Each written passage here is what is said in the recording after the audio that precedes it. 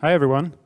It's cool to see all this NFT stuff happening in real life. It's the first NFT conference I'm attending, but obviously been aware of NFTs for a long while. I think there's so many use cases, especially like interested in exploring things just beyond simple kind of art stuff. Today I'm going to be talking about kind of the NFTs roles in data protocols. I'm coming from like the identity and data space, and there's been like a lot or like a few debates between like NFTs versus verifiable credentials. And so I'll kind of go into that, and I think there's actually opportunity for a lot of synergies there. So the first thing that comes to mind with NFTs is like, can we use NFT all the things? Because NFTs gives us a lot of great properties, right? We get audit trails of everything that's going on, like who issued the NFT, and how the transfers had happened over time. And there's a lot of existing infrastructure. We can just kind of leverage everything that already exists. With soulbound NFT, this kind of newish concept of having NFTs that are non-transferable, we can start having like claims and credentials as NFTs. And can we actually like just take NFTs and issue like NFTs for like every action that we take online? This is interesting as a thought experiment, but I think very quickly you're going to realize that you're going to run into some trouble. And the trouble is essentially that blockchains, as you might have noticed, doesn't scale super well. So blockchains favors something called strong consistency, and this is essentially the fact that all the transactions need to be totally ordered. In a blockchain system, we have validators that produce a block, put all the transactions in order. And this is great because we can do financial stuff, right? We can prevent double spends, we can do fund management and fund public goods, and of course have NFTs. But we're always going to be limited by the throughput of the block producer. And if we want to have like a Web 2 scale system where a lot of people produce a lot of data, this is not sufficient. And so there's basically two different approaches for scaling blockchains for data. One is, let's just have bigger blocks. So there's a few different projects like Solana, Celestia, Arweave, have like different approaches to how bigger blocks can be they can convince themselves that like bigger blocks are fine and we can be sure that it's actually secure.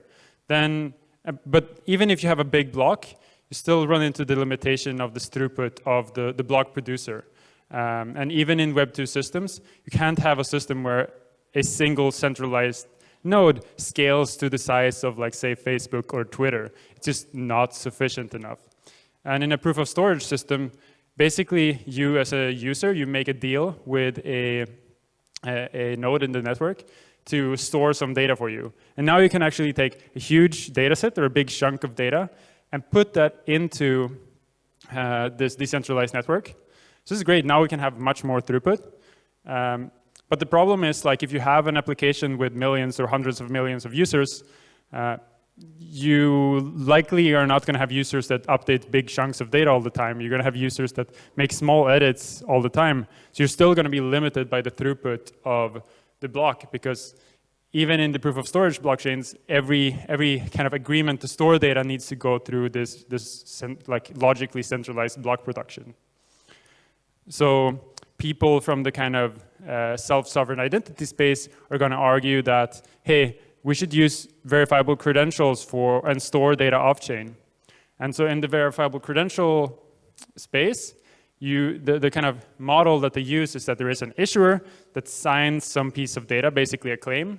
There's a holder that stores that piece of data, the signed data, somewhere, not specified where. And then there's a verifier, which the holder can like send the credential to, and like the verifier can like make sure that, okay, this was actually issued by who said, and you can kind of verify the kind of chain of issuance and trust. And so usually these systems use decentralized identifiers.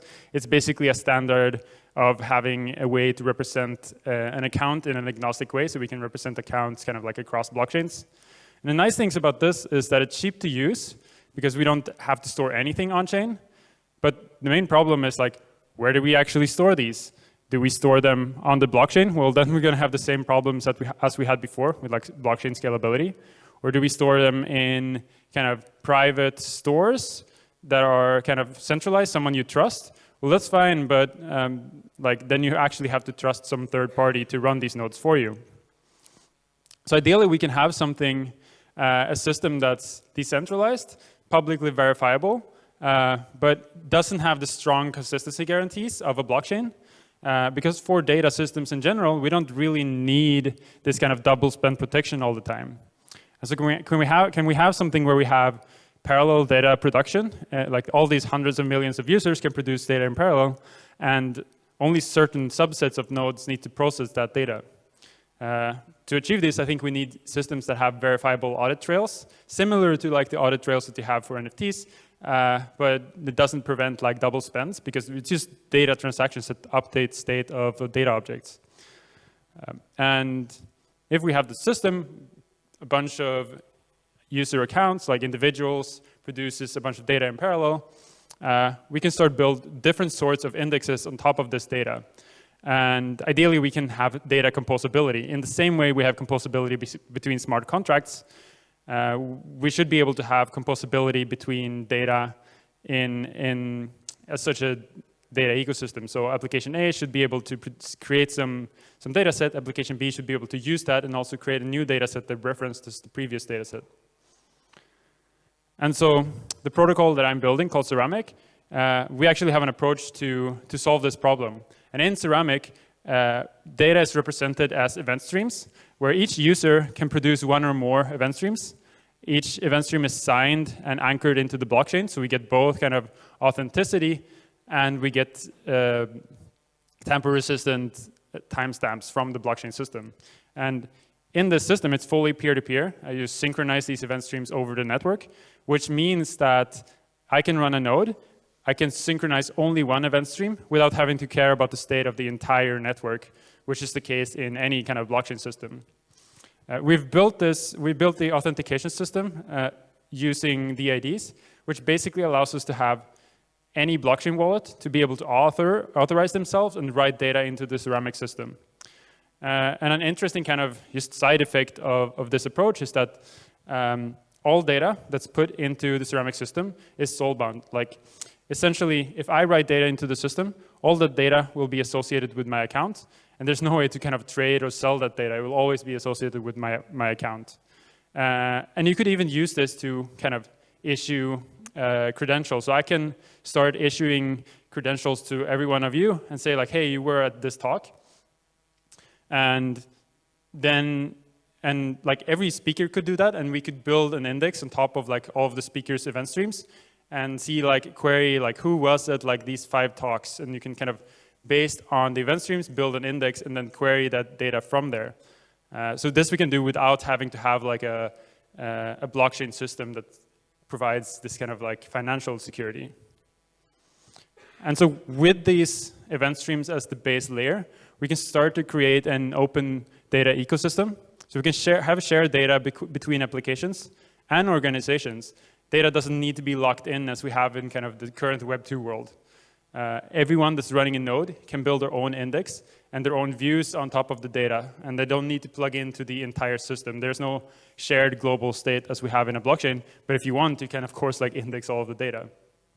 And for a developer, you can create these composable data models, and I'll go into in a second how you define them. They're basically created using the GraphQL schema definition language, and allows developers to easily like compose different data into something that's like easily consumable with GraphQL.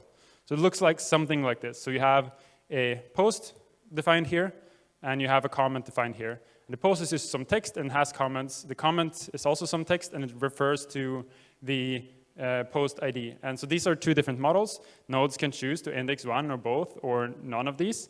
And as a user of an application, I can start producing a bunch of data events that basically makes a post or makes a comment. And all of this will kind of be tied to my account, but it's not really tradable because it's not on the blockchain. It's just on this publicly verifiable peer-to-peer network. And so let's go back to like the NFT question. Like, when should we actually use NFTs? Because we can't like make everything into an NFT, because making things secure in a financial way is never going to scale in the same way to the entire internet as like the Web 2 applications that we are used to. So we can use NFTs as kind of more for more specific use cases, like read and write access control. We might also have like an NFT community that only want to query the data relevant or created by the participant in that community. So we can just make a query of data based on the current holder of some NFT collection. I think what's really interesting also is, can we use NFTs to monetize data? The last 2 days, there was a really interesting conference on decentralized science.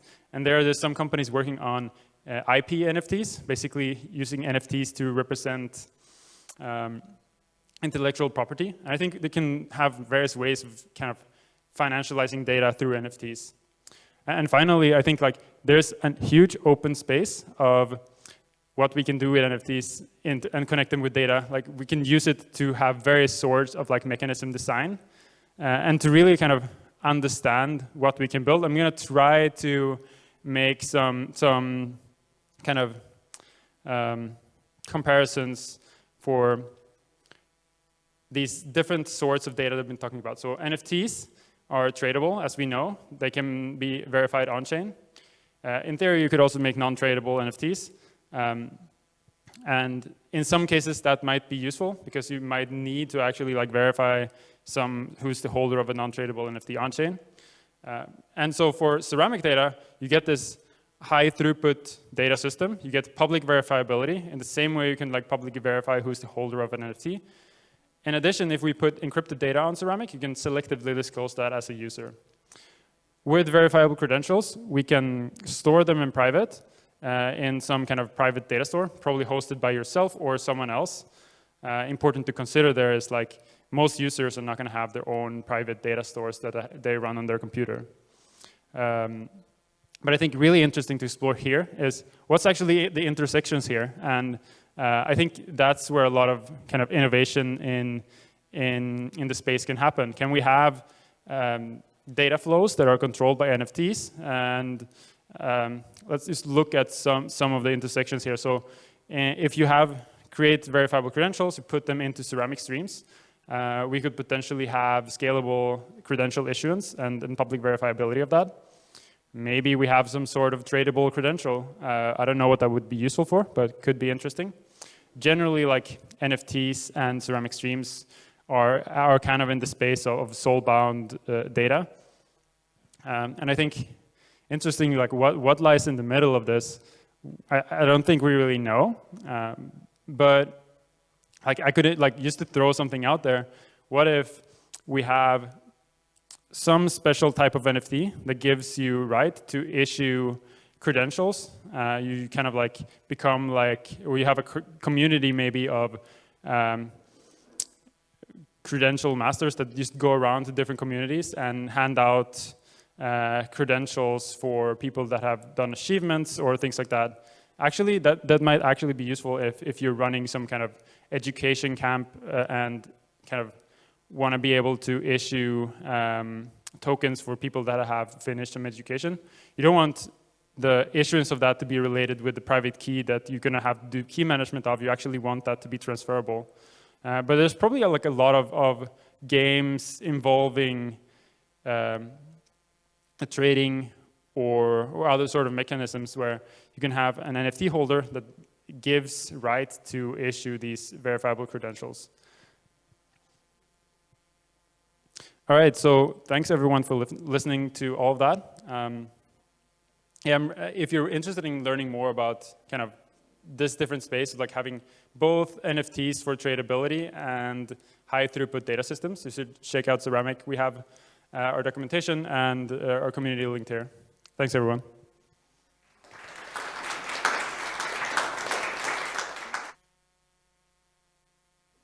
We might actually have time for some questions. Sorry, is there any, thanks for the talk, by the way. Is there any chance you could zoom in a bit on how exactly you make data soul-bound within the ceramic system? Yeah, I mean, so data in the ceramic system is, I think I have an additional slide here. Yeah, so an event stream in ceramic it basically looks like this, and it's a hash-linked data structure similar to a blockchain. And essentially, when you create this event stream, you have a user create a Genesis event. The signed by the user is public key, so essentially like signed by your wallet. And then the Genesis event basically says that this stream is only updatable by whoever was the creator, your wallet address. And then every signed event here that you can see also needs to be signed by the user. And there's no way to kind of say, hey, now let's give this data to someone else and they own it. Because the data is completely tied to your identifier, and there's no way to like actually trade the data. I don't know, does that make sense? Yeah, it does. Can I ask some additional questions? Or we can also have a chat later if it goes too in-depth. Feel free, I think we have some time. Okay. So you're bringing data into that system, or are you generating data after you have created the Genesis event?